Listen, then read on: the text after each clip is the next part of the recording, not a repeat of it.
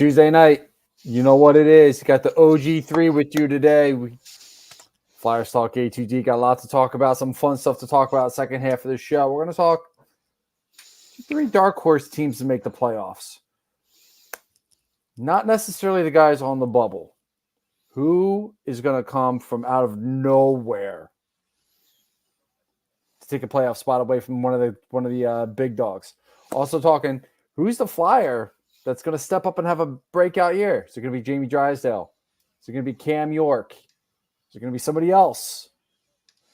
Drop all your stuff in the comments. Get in the conversation. Hit that like. Hit that subscribe. Flyers Fan 1995. New sub. Going to give you a special shout out early.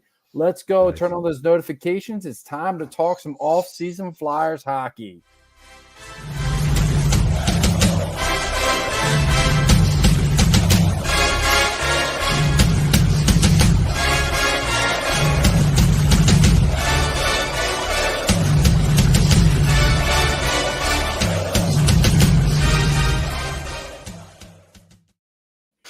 Welcome, ladies and gentlemen, to a brand new edition of Flyers Talk A2D here on A2DRadio.com. I am Matt Sinsuti, along with the Dark Wing of Brian Daly.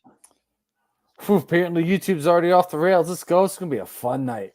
All right. And the Broken One, Rob Povia. What's up? It's good to be back with the rosy cheeks and a fresh vacation. I'm fresh. I'm ready to roll. Let's go. All right. And today's show is brought to you by none other than Specialized Physical Therapy. Every now and again in life, you're doing everything okay, and then something happens. Either you ding your knee somehow, or your shoulder's bothering you. Or it could just be where maybe a lot of stress and a lot of physical exertion just leads your body feeling completely out of whack. But you know what? If you go to Specialized Physical Therapy, you go talk to the doc, Dr. Paul Vidal, you go to specializedphysicaltherapy.com, you schedule a couple of appointments, either into Cherry Hill or Burlington, New Jersey, you'll feel as good as new after a couple of sessions with them. Those aches and pains will just melt away. Before you know it, you'll feel brand new, ready to take on whatever life throws at you. So, with that, specializedphysicaltherapy.com, that's the place to go. Dr. Paul Vidal. I see what you did there. I see what you did there. And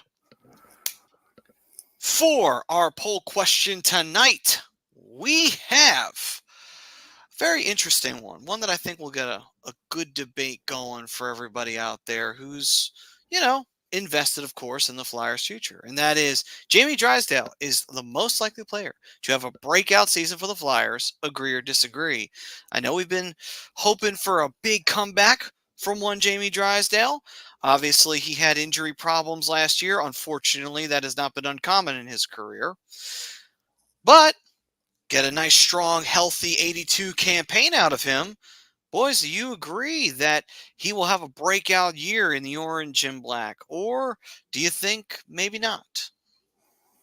Now, for a change, I'm going to jump in here. Maybe it's because I've been 2 weeks away and I'm chomping at the bit, or champing at the bit. I think it is the expression. But surprisingly, we know I have love for Jamie Drysdale, but I'm going to disagree with tonight's poll. I mean, now, if Drysdale stays healthy, he undoubtedly has the potential to smash his career highs this season and break out for the Flyers, but that operative word is if. I need to see durability. He has the skills and speed, no question, but really lacks size. And like I said, don't get it twisted. I love the right-handed defenseman, a unicorn, but there are sure bets for the next breakout star for the Flyers. Heard of a guy named Mitchkov? Think I heard his name in the news once or twice. Too young yet and needs to adapt to the NHL? Okay, solid point. Then let me propose to you Morgan Frost, who could become a top-line producer this season if Coots continues to swan in his efforts. And let's face facts, boys, the Flyers need more production from their centers, point blank. And Frost led all Flyers forwards last season in goals for percentage at 59.48. and that's according to evolvinghockey.com. Additionally, he had the second highest Corsi for percentage at 58.29 and the second highest expected goals for in 60 minutes, 3.87 among Philadelphia forwards. So analytically, he makes sense for a breakout star, and we need a center to break out for this team. But also, don't forget about 20-goal scorer Tyson Forrester, who could take the next step this year, or even Bobby Brink. Yeah. Right. I mean, there's definitely a lot of options here for Flyers in terms of young talent that could all of a sudden explode. But, Brian, how do you feel? Do you feel that he will be one of the major contributors in terms of a young player having a breakout year? I think that he needs to, and that he has to be a breakout guy this year. We saw a little bit of what he could be in Anaheim when he is healthy. We know the type of skater that he is, his style of play, how he fits the mold for the Flyers. And I think, one, having a full training camp with the Flyers is really going to help him really take a hold of the system, which he was adjusting to last year. I don't necessarily think he really bought in on it fully, especially, having to deal with the shoulder injury and the sports hernia last year. I'm sure that didn't really help him. I work on a hockey store, and one of the things that we preach is when you're comfortable and nothing is bothering you, you can only think about the game. Messed up shoulder from 2 years ago in Anaheim. Sports hernia from the start of last season. Pat, I promise you, is probably thinking about that stuff. He's thinking about the injuries more than we are, I'm sure, too. So now that he's saying that he's feeling 100% according to I'm blanking on who it was. Oh man. Anyway, so regardless of who said it, because I'm going to think about it in 5 minutes. It's just going to come out of my mouth. Touch points? No, it was no. None of the articles you sent earlier. No. Okay. This was like 2 weeks ago. Oh, I got it. 2 or 3 weeks ago when we were doing the show based on Jamie's injury history. But Gotcha. regardless, he's 100% now, at least so he says. And I think 100% healthy Jamie Drysdale is a very good candidate for a breakout season. This is a guy who's only played 140 games, 47 games in the NHL so far, and he's only got 50 points to show for it with a plus-minus of 61. Now, keep in mind, a lot of that is because horrible Anaheim team. Offense, non-existent. That's probably going to change this year. But to me, it's got to be Drysdale. You gave up a huge prospect to get him. A guy who, yes, did not want to be in Philadelphia, but huge offensive prospect. He's got to step up. He's got to be the guy. We saw Cam York taking the steps forward. We saw Tyson Forrester taking steps forward. As far as massive breakout, to me, this is a dude going into his year 23 season. Jamie's got to take the steps forward. Jamie's got to show that he is the guy that they traded for, and he's got to show that he can be the quarterback of what was, frankly, a terrible power play last year. Okay. Me Metal Mike saying my hottest take: Fedotov gets the Vezina and plays God mode in the net. That is a hot take right there. Let's go. I do love it though. I love it. Look at it. It's That's bright. so bright, man. That shit is on fire right now, white man. hot. I gotta take that off before it melts He, everything like down. Drysdale, will have his first full camp with the Philadelphia Flyers and is now acclimated to the States. A lot of steps have been crossed, so I could see it. Yeah. No, absolutely. That's going to be nothing but a benefit for Fedotov. I mean, he played 3 games. He came up in like the last 2 weeks of the season. So, Right. And the only reason why that happened was obviously the whole situation with Carter Hart. So Right.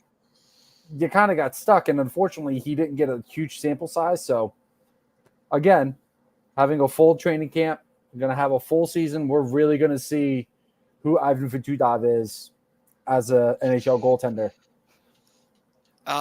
Prism saying it's either Drysdale or Michkov, to be honest. But to be honest, if all the ones who had personal best years take another step forward, who's to say? Just don't sell the rug out from under the kids 2 years in a row. And Yeah. his Yeah, hot totally agree. take. His hot take is, my hot take is, for the 18th year in a row, I'm calling Farabee to get 40. Love it, Prez. And what's up, Obi-Wan? How you doing, Obi-Wan. man? And let's see here. Flyers fan 1995 saying, I'm giving a hotter take. We just steamroll through the Metro, Cinderella Cup win, and a #1 draft pick, and then be last place the following season. That'd be hilarious, actually. I mean, you can't even be mad for the last place finish the following year. That's funny he says that, because that's kind of what I'm going for in my NHL Be a Pro season. Just won the Stanley Cup. Complete rebuild. Gunning for the first round pick. Oh my God, that is great. Let's see here. He also says, thoughts on the Kolosov drama. Well, I mean, it's not pleasant, obviously. You don't like seeing that stuff happen in the organization. But, I mean, if he doesn't feel comfortable in this organization, he doesn't want to be here, it's like, what can you do? The only thing you can do is just try to convince him to stay.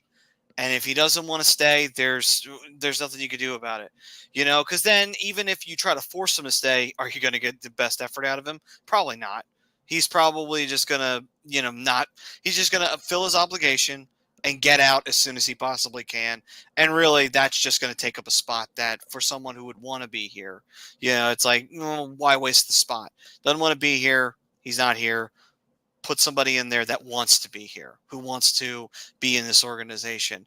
Do I think that the Flyers should take a quick moment and kind of reflect a little bit? I think maybe a little bit, just to be sure of, okay, this is something that's kind of popped up a little bit here, a little too much for my liking. Maybe take a look and see what's going on, and maybe take steps to avoid it from happening in the future. But, I mean, you can't please everybody also. That's the other thing you got to think of as well. I will say this real quick, though. If he does decide to, revert back to the KHL, the best thing the Flyers can do is to be totally accommodating about it, right? Of course, you're going to break a contract, and if you can come to a good compromise there, maybe even favor the player and his new team in the KHL, what that breeds is we already have good relations from the Michkov, like getting him over here early. You can continually draft from the Russian pipeline and know that you're going to get the player, right? And not have to have those same questions that other teams had, which resulted in us getting Michkov in the first place. Yeah. Right. And the other thing, too, to think about is a lot of this is out of the Flyers' control. I mean, if you look at it, one of the big things is he's upset about is not having a clear path to the NHL out of the Flyers' control. Right. He's upset that he felt lonely and that he didn't have anybody to really talk to. That's out of the Flyers' control, too. Like, they can't – it's not necessarily Danny or Jonesy's fault that there's no other Russian players at the NHL level that can talk to him. But to Robbie's point, if you're going to put yourself in this situation, I make it as easy as possible for Kolosov to get back to the KHL to keep those good relationships going. And because Flyers do have one more goalie in the KHL right now that could potentially be a franchise goaltender. Right. You want to keep those relationships very, very good. Right, exactly. And maybe the one thing you could fault Danny and company for is, why don't you put in a Russian goalie coach there that speaks his language, maybe can help translate for him, right? And help, I mean, I'm not saying coddle the player, but, have someone to turn to and to begin that camaraderie with his new organization. That might have been a good idea. I don't even know if that wasn't done either. I'm just saying that maybe would have been a good idea if it wasn't done. Right. John saying, agree, give him what he wants, keep up good relations with Russia. Prism saying, Flyers could give up 2 firsts in next year's draft for Oskarov and be sitting pretty for a few years, only if y'all take Consta. And also Flyers fan 95 was saying, imagine we trade for Oskarov but give up a few building blocks. Let's go. I'm all for Oskarov. I would love him in a Flyers uniform, but you do owe it to Fedotov to show what he's got, and you owe it to Sam Ersson to show what he has. So True. before you pull a trigger off on a trade for Askarov, who is going to be a franchise goaltender wherever he winds up, yeah, you get. I don't say this often. Most organizations don't owe players anything. The Flyers owe those two goaltenders an opportunity to really show what they got. Right. Let's see here. Yes, like, subscribe, hit the bell. We got plenty of stuff here for you at A2D Radio. Ring a ding. And Expos Hockey Nerd saying, why not just hire Yager into the organization? I don't know if that would solve the issue, honestly, because Yager's checked. So that might not 100% solve the problem. Not saying it would hurt, but, I mean, it can never hurt to have Yager in your organization, at least in my opinion. But I think Brian was just dropping a Dre beat there before, a Dr. Dre beat, ring-a-ding-dong, like ding-dong, right? All right, in case you weren't, though, it made me think of something that you all need to do after the show. Look up, present Eminem talking to past Eminem, Slim Shady era online, right? It made my day. It was the greatest thing ever. I was not doing that. I was just making a bell noise, but maybe Rob has probably stumbled onto something, maybe a hidden talent that you didn't realize was there the whole time. I think MC Daly's got to make an appearance. He's going to make his debut, put out his demo tape.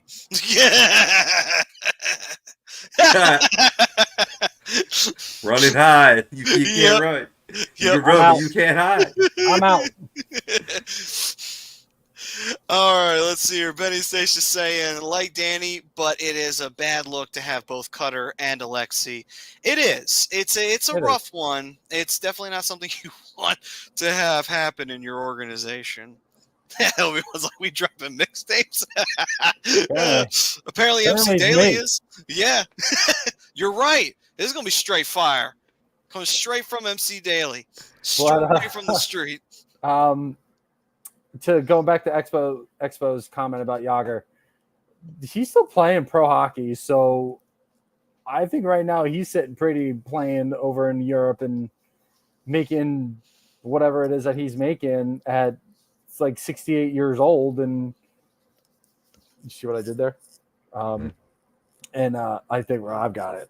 Yeah. It's his number. I think he's sitting pretty still playing. I don't think he's ready to be a coach. And sometimes you see it a lot. Some of those guys like Yager, your all-time greats, they don't make good coaches.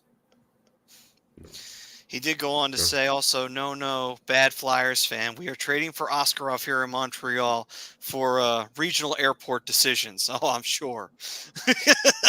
Just for the airport decisions, for no other reason. Expos Hockey Nerd, make sure you stick around for the full show, man. We're going to be talking dark horses to make the playoffs. I have a funny feeling Montreal's name's going to come up. Maybe. Let's see here. Prism saying Jesperi Kotkaniemi sent to the AHL by Carolina. Fantastic. Buy low. Now. Yeah, but I'm going to double check it, but I'm pretty sure he'd signed a hefty contract with Carolina, though. Okay. So while we look that up, I don't think I've answered the poll, so I might as well throw that out there. So for me, Jamie Drysdale, most likely player to have a breakout season for the Flyers. Is he the most likely? I will say disagree to that. Do I think he can have a breakout season? Yes. However, I don't think he's the most likely. I think the most likely is actually Michkov. I think that's the most likely of them. That doesn't mean Drysdale won't. It just means out of the most likeliest of them, I think if I had to rank it, I think he'd be at the top of the list. Drysdale would be there. I guess maybe somewhere in the middle.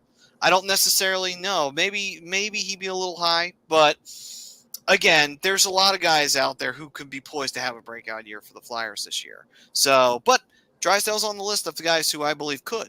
I just don't think he's the most likeliest. You're right. We discussed the last time I was on 2 weeks ago that it is within the realm of possibility that we could see Michkov have a Fedorov type rookie year, a Malkin type rookie year, and light the league up with 70, 80 points. That's a pretty good breakout for a 19-year-old. So, I mean, like, if it's within the realm of possibility, then, like you said, he's got so much talent that we've proven that it can happen.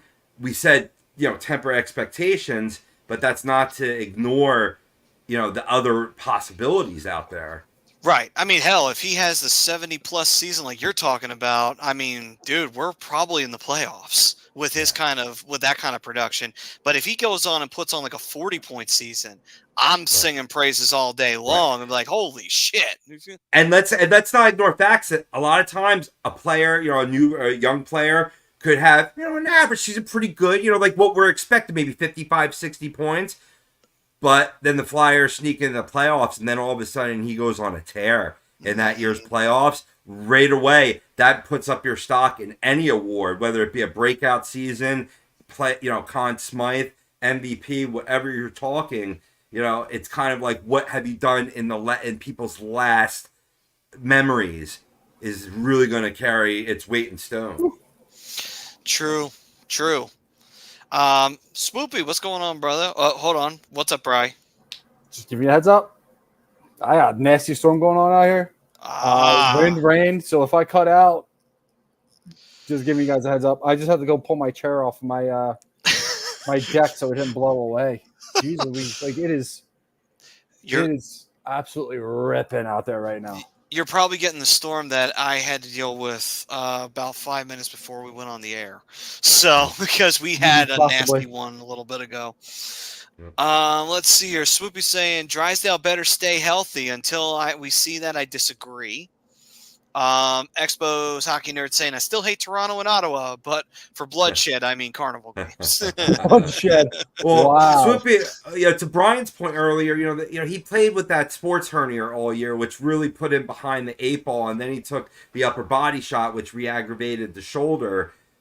Right. Well, he's now fully 100%, so it does improve those odds. And Brian, you are right with that, but why I agree with Swoopy here is that it's because of size. And I mean, even in today's new NHL, if a lot of times if you can't take those hits in the corner and stay healthy from them, it just limits your time on ice. No, absolutely. And like I said, his injury is a concern. It was a concern even before he had his shoulder injury in Philadelphia. A lot of the reason why he even re-aggravated it was because Anaheim didn't want him overgoing like some specific surgery to have it done. So it never got fully healed. They never were able to fully repair it. So apparently now through the offseason, they went through the shoulder surgery. Let me try and speak English here.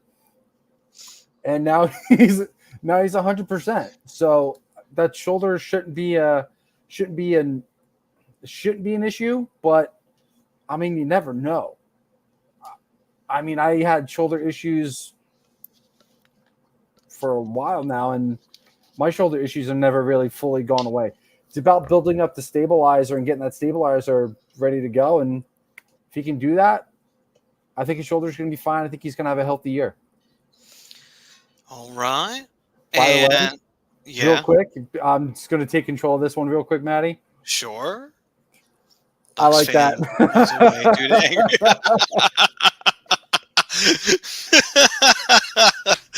I can see that headline now. Well done. Well done. Listen, I'm pushing 200 pounds. That's got to be a big chair. Oh, man. So let's see here. John Malmo saying, what does the goalkeeper situation look like both with the Big Club and the Lehigh Valley Phantoms? Very competitive. Very much so. between the goaltending prospects that they have down in the AHL. And then obviously you're going to have that tandem up here in the big club. And there's a question mark on it because obviously we don't know what Fedutov's going to do. We have nothing but hope for him, of course, and we have nothing but praise for him because we believe he can do something. But even still, it's one of those, okay, let's wait and see what happens because we know what Erson can do. Erson definitely proved a lot last year and really showed that, okay, legitimately he can, stabilize the situation when needed to and when called upon. So that's good. But obviously, we got to see with Fedotov as the season goes along. And we're not really going to know until we get going. So, but luckily, the good news is we are competitive. So it's a good problem to have right now that in the Phantoms, we do have a lot of players that would like to get their first taste of the NHL and may possibly have a big impact. I'm sorry, buddy. I'm not laughing at you. I'm laughing at I figured Tom's comment. I figured not. Well, I got to see it now. Oh my gosh. And yes, Oh. I'm comparing my body to NHL players. The only difference they have between me and them is they can actually skate. I see the comment now. I'm built like an NHL player. I just can't play like an NHL player. It's all right. It's all right. Hey, maybe you could check the chair into somebody's like car or something like that, like an NHL player. There you go. Yeah, that's exactly what I'm saying. Tom, they can skate. I can't. Actually, that's a lie. I actually can skate. It's my stick handling ability that has kept me from progressing any type of hockey career in my life. Pavel Brendel, that's rude. You're built like Pavel Brendel. Oh man! For anyone, I was gonna say for anyone who might be under 25, please go right ahead and look up Pavel Brendel. You will realize that is not a compliment. That's rude as hell. Damn, turn on the oven. I'm roasting in here. Oh, what were you gonna say, Robbie? Just one other thing. I'm not sure if we'll see him in the AHL yet or if he'll remain in the WHL, but we did see a great performance from Carson Bjarnson at the World Juniors. Really turned some heads with Flyers top brass there. And whether he makes the jump to the AHL or continues on in the WHL where he put up a 308 goals against and a 907 save percentage, that's a kid that he was the best goaltender in that draft. So this is a deep pipeline, which is good, even if we lose Koloslav. Because we also have, to Brian's point, thank you, Tommy. Appreciate you. But in terms of the Flyers goaltender that we loaned to Minsk, I'm spacing on his name right now, if you guys got it. I call him Jaeger Z. Yeah.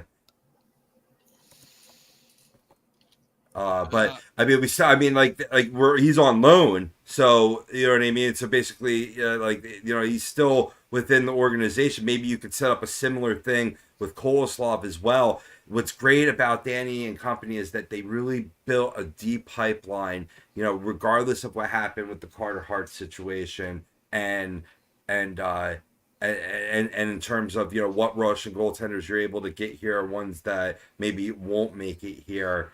It's just good to see that there was that advanced planning. So I'm excited to see how it plays out. And Brian, you make a good point. We always talk about like all these goaltenders in the pipeline, and Ersson has done more than an adequate job to carry this team into the playoffs, or at least to that next step that Danny Keith and Torts want to see this team do in 24-25. Mm-hmm. Jaeger Zavragin is his name. Who's the Russian goaltender that they loaned, but he's expected to be a franchise goalie too. Like, there's a lot of hype behind this kid as well. They think he might even be better than Kolosov. But and that's the other thing too with Kolosov too, is he wants that clear-cut path to be a starter. Right now, he doesn't have it. It's like we've been saying all show. It's going to be Erson and Fedotov, And then probably going to be the reason why they didn't buy him out. Kyle Peterson's going to take the reins in Lehigh Valley. He's going to be their starter. Come on, man. I just saw that. I had to put it up. Come on, man. Oh, you could have come up with something. Oh, man. Listen, I'm out. Screw you. Screw it. I'm done. No, I'm just kidding. I will tell you this, boys. On my trip up to Canada last week, right? I did see an outdoor rink that plays like street, roller hockey in the summertime, and then ices over for the wintertime. It was the greatest thing I've ever seen. Like, it full boards, everything. Oh, yeah. What would you expect? But it was still cool to see. Oh, awesome. But, I mean, that's, like I said, that's the other thing too with Kolosov. He would have been the backup, probably platooned with Cal Peterson. So, with all that being said, I mean, Bjarnson, also in the pipeline, could be a starter, could be a franchise guy. Zavragan could be a franchise guy. Don't necessarily need Oscar if I'm going to be honest with you, but it's a good position to be in right now for the Flyers in the goaltending. Yeah, it's going to probably be shaky for another year or two, but if Fedotov even comes close to what they think he's going to be, it's going to be an interesting season for sure. It's not that he's officially not coming over. It's more like he's going back. Yeah, he wants to go back. So let's see here. As we continue on, I do believe we had a paragraph comment from our boy Dylan out there in the Alberta area. What's going on, brother? He's over in PA, man. What you talking about? Oh, okay. I was trying to up his Flames cred. Come on. Anyway. Come on, man. I'm over in Jersey. You gonna talk about my Ducks cred? Mostly because of the movies, but still. Anyway. Oh, what the hell? Let's go. This is like the old school hockey happy hour days, man. Y'all gang up on me. Jesus. You set yourself up for it. So. Mr. Ducksworth. So let's see here. Dylan saying, what's going on, fellas? Hope all is well. Oliver Kylington signs a 1-year deal with the Avs after not re-signing with the Flames. The team that paid him to sit at home to get his mental health right for 2 seasons. Business is business, but I imagine no team will approach mental health the same way again, and it's a shame. I agree. It's 100% because where's the loyalty in that? You know what I mean? Like I mean, I'm assuming, Dylan, maybe you could correct me, that Flames did at least extend an offer. Like, he didn't just maybe have to move on because the Flames were moving on. But if it's not that situation and they really, treated mental health as the true medical condition as it is, and put him on, say, long-term IR and took care of him, and then you're not going to re-sign with that club? That's wow. Yeah, I mean, what team would put that out there and do that again? That is some pretty. That is kind of a dick move when you really do think about it. Thanks for helping me get my mind in the right spot. Now I'm going to totally go to Colorado now. Yeah. Hey, thanks for helping me do my thing. They're paying. They're going to offer me more money. I'm out. I need some Colorado medicinal love, I guess. Right, maybe that's what it is. Maybe his therapist and him uncovered that necessity. Well, I think realistically, though, like, we can make all the jokes we want, but I think realistically, though, it's an opportunity for him to go somewhere and actually compete for a Stanley Cup, where Calgary's in that position where they're and Dylan, correct me if I'm wrong, it's more of a retool more than it is a rebuild. They're bringing in some younger players. They drafted a young defenseman in this past draft. It's a situation where I think he wants to win now versus have to sit through a rebuild or a retool for however many years. And I think he's at the point in his career where he wants an opportunity. And the best opportunity right now is to go to Colorado. Not just for money-wise, but they're a cup contender. Yeah, I mean that's true. Dylan's saying that the Flames offered him a 1-year, $2.5 million deal to earn a long-term deal as well. He Prove wanted it. more money in tenure. Yes, prove it. Connie moved on to signing Bean instead, so then he had to settle for a 1-year deal anyway. And then he also goes on. Yeah. Yeah. Mhm. Dylan saying Kylington won't log top 4 minutes on the Avs like he did in Calgary. So technically his value goes down being a bottom pairing. Yeah, I mean, I think right now at this point, missing as much hockey as he did, I don't think he's really going to ultimately complain too much about that. I don't know if I would, but I mean, to be on a defensive court like that, like that's, I wouldn't be upset getting third pairing minutes, playing on the same defensive core as Sam Girardi and Cale Makar and Josh Manson. They had Byram, but they, for some reason, wanted to trade him to Buffalo because Kevin Adams is. I'm not sure what he's doing. Flyers, I know what Flyers fans doing. He is enjoying a rum and coke right now. So cheers to you. Drink it up. It's only water, but Me too. I'm drinking juice. Interesting. Meanwhile, John is saying quack quack to you there, Bri. Body's a temple. I gotta be. Listen, I gotta keep my shoulder healthy. I gotta be ready to go for when the NHL teams come calling. Right. Absolutely. Come knocking on your door. Feel like it's time. You know what it is time for? Oh, Oopsie, I missed it. There it is. Okay, you know what it is time for? Let's try that again. I do. I do have some imaginary popcorn. In fact. Oh man. Listen, use that popcorn every time. You hit that like, you hit that subscribe, you turn on the notifications. You can enjoy that imaginary popcorn with any single show that AGT has to offer. Baseball, basketball, football, wrestling, hockey, we got it all. We got something for everybody here at A2D. If you're new with us, hit that subscribe, turn on those notifications. If you've been here, we appreciate you. Always. Always love you guys in the chat. And the chat's on fire tonight, so let's keep it rolling. They are, because Flyers fans saying you could say our jokes are a solid line. I see what you did there. Mm-hmm. You're inspiring me to make a drink. You know, I'm going to go make a drink. I'll be back.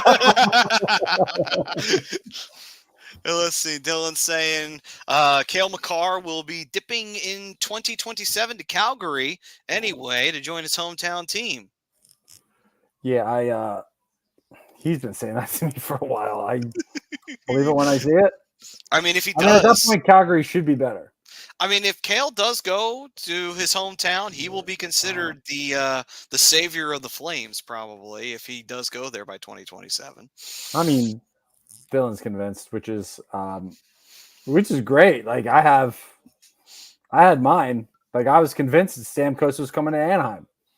Why? Because of Killorn, the money, the opportunity for him to play a top line minute, to really improve the power play, to really increase the offense on that team. But, well, what are you going to do?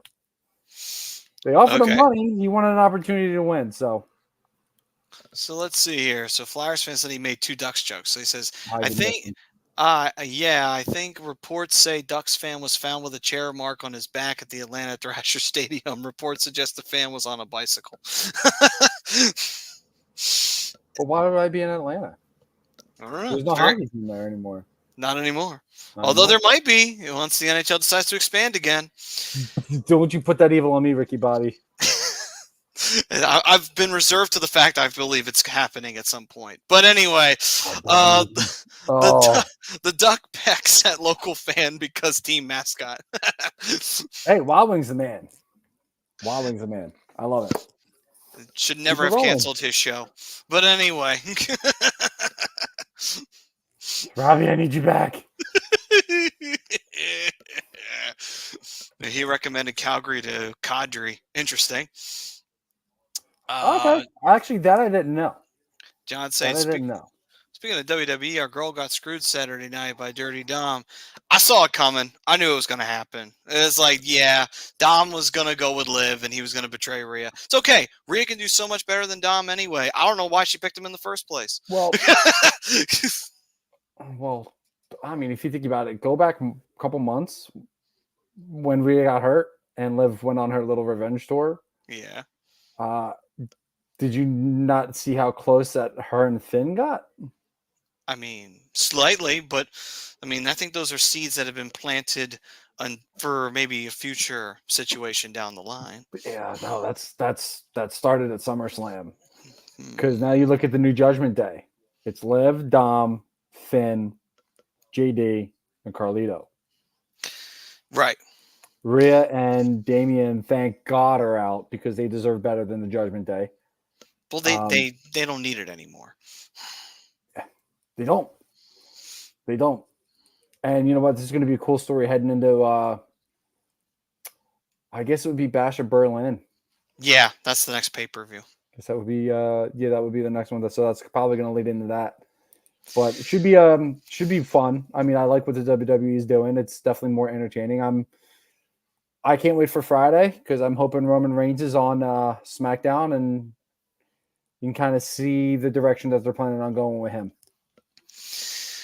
And Prism saying Dom is a great heel. No need to have him turn face just yet. Let Rhea and Priest go on their face run. I agree. Exactly. Bingo, Priz. And let's see here. So Flyers fan did want to ask you a question there, Bri. What is up with the Phillies slump recently? Honestly, they're showing signs of starting to come out of it a little bit, but I mean, they're getting the starting pitching. Timing's off with the bats, big time. A lot of the 1 through 5 guys are in between, unless you're Schwarber. Schwarber's either getting on base via walk or he's hitting a home run, so he's business as usual for him. Bullpen's been. I didn't watch the game last night, but bullpen's been kind of atrocious. I mean, every team's going to go through this, so I'm not too worried about it. Yankees went through it before they played us. Dodgers went through it. The Mariners went through it at one point. Now they're all playing good baseball. These teams are going to go through 30, 40 games where they're just going to play bad baseball, and they'll come out of it. I mean, it's August. There's still a whole nother month. You know, this is a time of year where you typically don't want to see it, but if they can pick it back up for September and head into the playoffs hot, I do like their chances. So, I mean, they're more likely they're going to come out of it sooner than later. Yeah, absolutely. I mean, yeah, it's the ebb and flows of every season, right? And you got to have that slump in. And a lot of times it does come during the dog days of August. You know, it's a long season, and but I mean, you got to like their chances with that lineup. You know, I mean, there's a lot of formidable lineups in you know in the NL, so it'll come down to does their pitching hold up? You know, as always, but. Yeah, absolutely. And you know what? The last thing I'll say before we turn it back to hockey is this is a talented team. I mean, Rob Thompson's made some questionable decisions that have cost him games, and that's going to happen. Again, that's ebbs and flows of baseball, like Rob said. It is what it is, but the Phillies are going to come out of it sooner than later. They've been going through it since about, I think John said about July 4th in a comment that you said earlier. I was half asleep, so I didn't even respond, but I did read it. So they're due to come out of it. They're due to come out of it. So I'm not worried. I'll worry in October. So before we jump back into hockey on a hockey show, weird thought. But Expos Hockey Nerd says, question, Vancouver, is it a future MLB market? I don't think so. I mean, is the MLB? I know that there's been talk about the Expos coming back, but has there been any rumor or anything about any other Canadian markets? Is there any other appetite to expand further into Canada besides just having the Blue Jays or possibly bringing back the Expos? Not so much because I mean weather is such an issue, but of course you can build a dome and see where it would work in Vancouver is you could turn where Seattle's usually like a tough road trip, right? Well, now you got a team close to it. You know what I mean? So of course you're adding one more team, or one more city to go out to the Pacific Northwest, but still, I mean, the type of rivalry that you could, gain from that, I think they'd be foolish not to look into it, though, Expos. Mm, Absolutely. I Yeah. mean, cities I'm hearing as far as baseball expansion, Nashville. I think Nashville would be a great town for baseball. That southern area is just Yeah. it's baseball city. There's teams all over the place, especially that North Carolina, South Carolina area. Baseball's everywhere. So I think that could be a good market. I heard Portland, Oregon, I think was one. No. Last time it was the Portland Sea Dogs from the battered bastards of baseball. The Kurt Russell's dad owned. Is that what they were? The Portland Sea Dogs. And they were an independent baseball team. I would love to see baseball back in Portland. That would be awesome. I forget. No, Portland was. I don't know if they still are. The Portland Sea Dogs were the affiliate of the Boston Red Sox, I believe. Oh yeah. It's Portland, Maine. So what was it Yeah. on? I'll look it up. Yeah, Meanwhile, I know what you're talking about. I couldn't tell you the name. Meanwhile, Benny's Nation is saying you add Vancouver along with Nashville, and then Expos Hockey Nerd says Vancouver Jackal Wakes. I mean, that's tough traveling though. Oh shit. Oh, Wow, I didn't get to that. it. Yeah, I heard that too. We're getting some loud thunder over here in Ewing. Didn't even see the lightning on that, so that scared me a little bit. I think the hockey gods are upset that we're talking about baseball right now. That's what that was. The Mavericks. That was the Portland Mavericks. Yeah, I knew it. Yeah, Bing Russell, Kurt Russell's dad. If you ever get a chance, watch that Netflix special, The Battered Bastards of Baseball. It's awesome. I'll definitely check it out. I gotta Yeah. sign up for Netflix anyway. And Prism did say early shout out to the Army Navy Hockey Classic happening December 12th this year. So Let's go. Exciting. Nice. Add a new tradition to not just the football game. So, all right, gentlemen, as we continue on, let's dive in to our top 3 dark horse teams, as well as liking, subscribing, and hitting the bell. So that way you're notified. MC Daily. So Ring ding ding ding ding ding. So Sorry. The top 3 dark horse teams coming out. We had some comments earlier about that, and well, I guess I'll throw out one of my teams. Prism was talking about which team breaks the playoff streak here. Buffalo, Detroit, or Ottawa. I was talking about the 3 Atlantic Division teams that we have been waiting to see who's going to punch through the glass ceiling that they've been under for a little while now. I will say I think Detroit. I will go with Detroit as a dark horse to make it to the playoffs. I mean, they have to.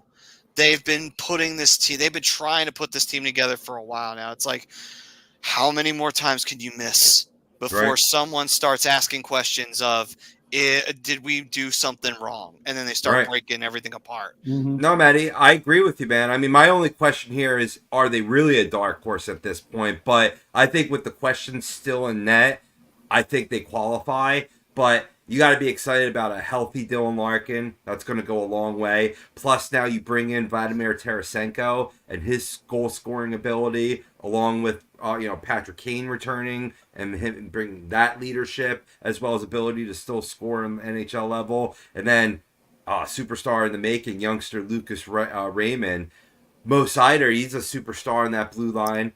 And the team has pretty solid depth on defense behind that. So, yeah, I mean, I agree with you. This is one of my teams as well on my dark horse list. Nice. And Mike, don't worry about it, man. Hey, listen, the weather's rough today. He does go on to say, agree to disagree with the poll. I think Drysdale injuries will make him regress more. Yeah, so that's the second person to say that tonight. I don't consider Detroit a dark horse, though. You They're consider definitely that? a bubble team. I had my questions on that too, but I just think like, are you confident in that goaltending situation? Because when you have 3 goaltenders, you have 0 goaltenders. See, the True. thing is, it's like I'm still putting Detroit as a dark horse only because it's like I can't help but be skeptical about them. You know, it's just every year they start out looking like, okay, this is going to be the year they finally break through. And then the second half rolls around and they fall right apart and they miss. You know, even if they don't miss by much, they still miss. And it's like Yeah. No, I really? get it. And listen, the goaltending is a great question, but I mean, for right now, what they're doing with their goaltending is fine until Sebastian Costa is ready to go because that's their guy. Right. That's the guy they want, and he's probably. I haven't seen his stats lately, but I would say he's probably maybe another year out. So you really just gotta band-aid it and hope for the best moving forward. Which is what they're doing, yeah. Mhm. Right. And that's why you keep seeing that carousel going and going and going with the goaltending in Detroit. Is when Sebastian Costa going to be ready? That's the only question. Outside, like I still think they're a bubble team. I don't necessarily disagree with the reasons why you think they're a dark horse, but in my eyes, I don't see them as a dark horse because they're on the cusp. They went out and they made signings this year, this offseason, like the ones that Robbie pointed out, that True. they're saying, hey, we're getting over the hump this year. We're getting back into the playoffs. Let's do this. For me, a dark horse, Utah. They're probably my number one. Yeah. I have them on my Good list choice. as well. I mean, the Knights made the playoffs in their first year. The Kraken did it in their second year, so why not? Right. Well, here's the thing, too. And this is huge. This is a big reason why I believe that Utah could be a team that makes the playoffs this year in their first year. And I said it last week. I might put $5 on them winning the cup. They have an ownership that actually gives a shit about what they're doing. First time buying players. When was the last time you went out? What was the last time you saw them go out and buy a player, like in a massive player in a trade? They did it at the draft. I mean, They went out and bought Sergachev. They shored up that defensive line with a vet, a nasty vet presence at that. You know what's funny? I love it for them. You know what's funny, Bri? I don't think they've done it since they first moved to Arizona, when they went and got players like Jeremy Roenick and Rick Tocchet. Yeah. I don't think they've done that since. It's been a while since you've seen them make a splash like that. The ownership cares. They want to win. They're creating a culture that's going to be massive for that organization and massive for the fan base. So crazier shit has happened in this league. And based off of what Rob said, Vegas got to the playoffs. They got to the Stanley Cup in their first year. I mean, they did. But here's the difference. This is different, though. This is the main difference. Utah's already established. Also, Vegas not. They also don't have Florida. Right, they're not starting from scratch. Exactly. Right. And they got the young guys in place, and they got some of their veteran leaders in place too. Putting the C on Clayton Keller was probably one of the smartest things that Utah could do. Right. They also don't have Jonathan Marchessault being gifted to them by another franchise, which, I mean, I guess we can't really laugh at Florida now that they've won a cup, but still, it's kind of funny how that happened. A little bit. But all I got to say is, if they make the playoffs, let alone have a Vegas Golden Knights run, wouldn't that just be the biggest FU to Alex Merillo? It kind of would be, yeah. And by the way, he stepped away from ownership in Arizona, so that's not happening now. Now, my question now is, so are they going to give the team their history back? That's what I want to know. Right. Better. Or another owner steps in. I mean, I guess, but it's just like, I mean, can they get their history back? Like, I mean, it was kind of weird that you did that anyway. It's like, we're just going to pretend that Arizona just dived into a time sink and they didn't do that with Winnipeg. I mean, I guess, but I mean, Winnipeg they didn't do that with Quebec either. Quebec, all the history went with Winnipeg. All the history went back to Winnipeg. All the history is going to Utah. It did. I mean, hell, Oakland has the historical connection with San Jose, even though technically they don't follow the same lineage, really. Yeah. But still, like Hartford, North Carolina. Right. So, see. Mike throwing out his dark horses. He says list is Nashville, Seattle, and Minnesota. That's pretty good. Minnesota's the only one that I'm not so sure about Minnesota. I don't know. I feel like my boat's kind of sailed on them a little bit. Nashville is not a dark horse. Nashville Not after the should make offseason it. they had. Yeah, they should make it. They're gonna push for a division championship. I mean, hey, if Nashville does that, hey, who knows what they could do? They might actually make a decent run in the playoffs. We'll see. I mean, and then also Seattle. I think it could. If things got to go their way, but if things break their way, they could. I mean, they're in a Pacific Division that, is not always as strong as you'd like it to be, but the one other thing is Vancouver. That's the one thing that kind of makes me think, I don't know. Seattle might have to settle for hopefully getting a wild card spot. Because if Vancouver has another great year, that changes a lot of dynamics in the Pacific Division a little bit. Speaking of Utah, I don't know if anybody's watching the Little League World Series. No. Utah is currently up 8-1 in the bottom of the second. Oh. Okay. And I think, now it's 8-2. Oh, well, okay. Yeah. Prism saying, how much of a difference does Linus Ullmark have on Ottawa? I mean, if he plays very well, he could have a bit of an impact for them. I don't know if that's enough to get him into the playoffs, though. I don't think he's going to have a ton of impact because he doesn't have a safety net of Jeremy Swayman behind him anymore. So now he's going to have more pressure on him. True. And we kind of saw how that went in Buffalo. There was a reason he ended up in Boston. So, yeah, Ottawa. I don't have Ottawa on my dark horse because I don't think I Ottawa. think they are a dark horse, though. I don't know. I don't think Ottawa makes it. I just don't. I don't see Ottawa making it. I feel like there's still too much intangibles with them, just a little bit. I feel like there's still some question marks there. I mean, they didn't do anything crazy in the offseason. They don't necessarily need to. They just got to hope their young guys develop. Take That's another the year thing, forward, yeah. step forward. Jake Sanderson's amazing. Drake He is. Batterson's a really strong player. Giroux's going to have another Giroux type year. Josh Norris is finally healthy, so he needs to have a really solid year this year. And then obviously you got Brady Tkachuk. You just follow suit to Brady. The talent's there. It's definitely there. I don't know, man. It's just I feel like, the youth is there. They want to win. They're passionate, but it's just I feel like there's some things that are not complete yet that aren't nailed down for them, and I think that's what holds them back a little bit. Yeah. But let's see here. What else we got? Mike saying Islanders are a fool's gamble dark horse. I don't want to say Islanders are a dark horse because it's like they barely even made it in this year. I mean, barely made it in. If the Flyers hadn't fizzled out, they wouldn't have been in. They wouldn't have, because Washington most likely would have jumped them. So I don't know. I don't know about the Islanders. You want to say Washington's a dark horse? I would say yes. Yeah, I could agree with that to an extent. I got the best one that nobody's hit yet. And I think it could really happen too. After years of being in the basement, past 3 seasons at least, we're going to ignore that weird pandemic year. But it's the Montreal Canadiens are my number one dark horse to make the playoffs.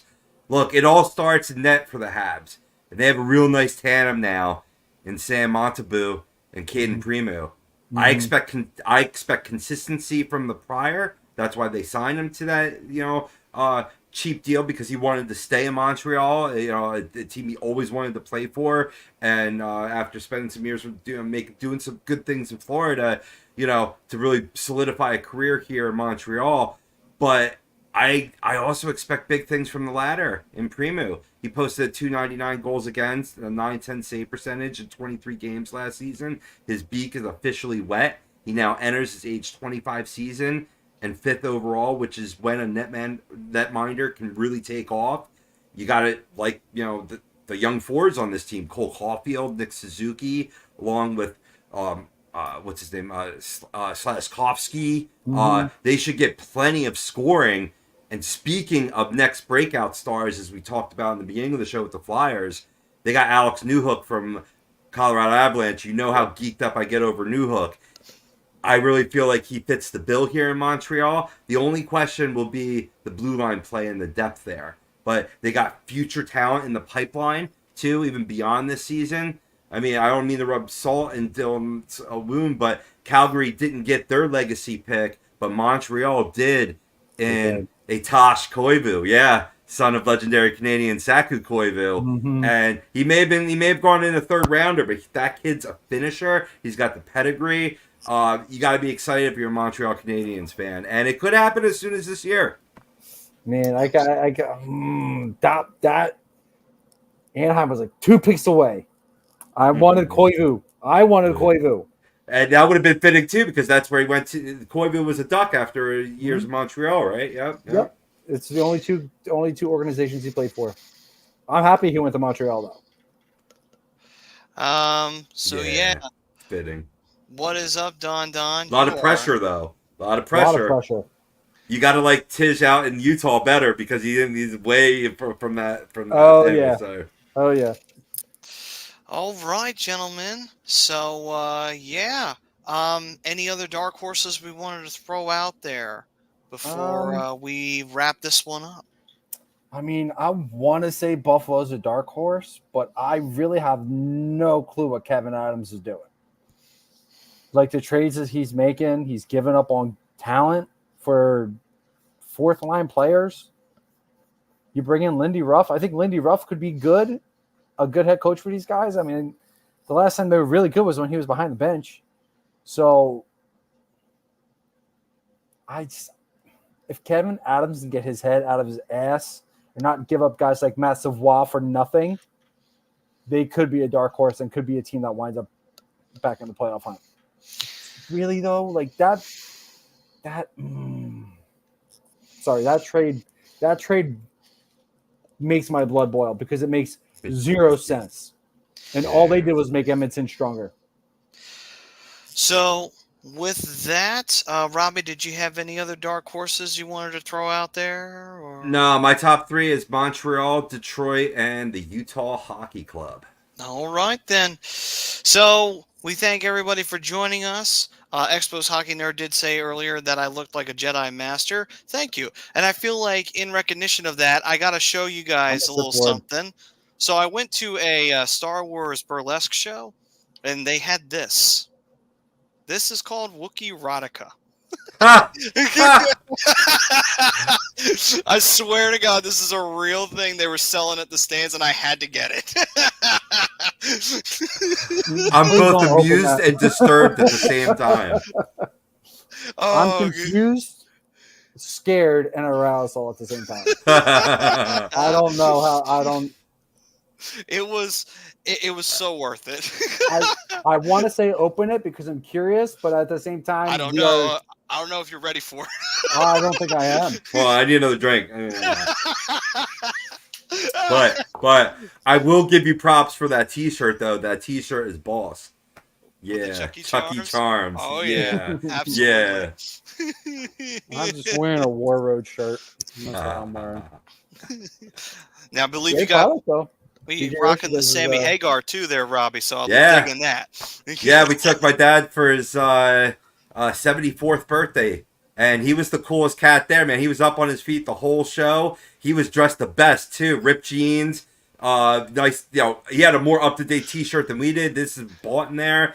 The little fedora hat, or not fedora hat, but the hat that Samuel Jackson wears a lot backwards, right? My pops was looking like a young Angus Young, you know what I mean? Let's go. Well done, Papa Povia bringing that was the beginning of the vacation, and then Canada was absolutely magical, as you know. Nice. All for good reasons. All right, so we thank everybody for joining us for this edition of the Hockey. Oh, I caught myself. Flyers Talk A2D. The OG3, baby, let's go. Yeah, we really went nostalgia there for a second. You want to know why? Because I saw this comment here, so I was about to bring it up. Yeah. Anyway. Yeah, thanks, Don, for showing up for 3 seconds, brother. Listen, that 3 seconds counts. Better late than It never. does. Right. Absolutely, brother. We Although thank did you let all for us give joining us. Detroit that shout out earlier. Absolutely.